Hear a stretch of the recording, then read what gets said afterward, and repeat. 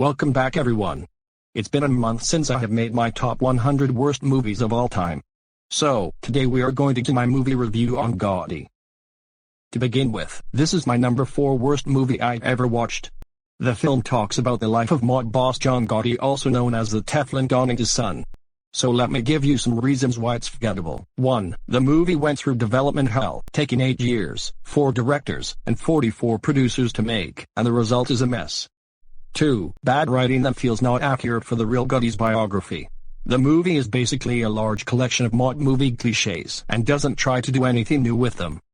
Incoherent plot, which basically consists of a number of barely connected scenes just strung together. Overall, these problems make the film extremely boring. 3. Poor pacing. Scenes either dragged out for too long or passed too quickly.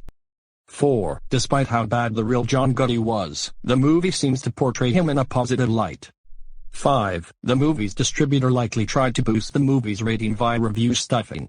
6. The tone is inconsistent. 7. The AD campaign for the film actually called out the detractors by calling them trolls. 8. Spence Lefranco was completely miscast as old John Gotti Jr., as the old person makeup applied to him was laughable. And lastly, 9. Terrible direction by Kevin Connolly.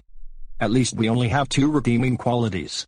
Let's give it to you. 1. It had a potential for being a somewhat decent semi-biographical film about John Gotti. And 2. John Travolta's performance as John Gotti was decent.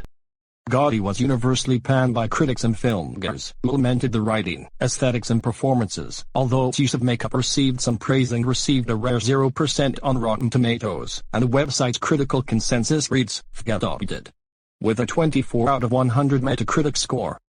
It was noted that a number of people noticed the large disparity between the critic and audience reviews, an 80% rating from audiences, and the abnormally high number of reviews. It was later noted most of the reviews were first-time reviewers, many of which had also reviewed American Animals, which was also owned by the movie's distributor, MoviePass. Shockingly, this was the final film to star Kelly Preston that was released in her lifetime before her death in 2020, nearly 2 years after the film's release.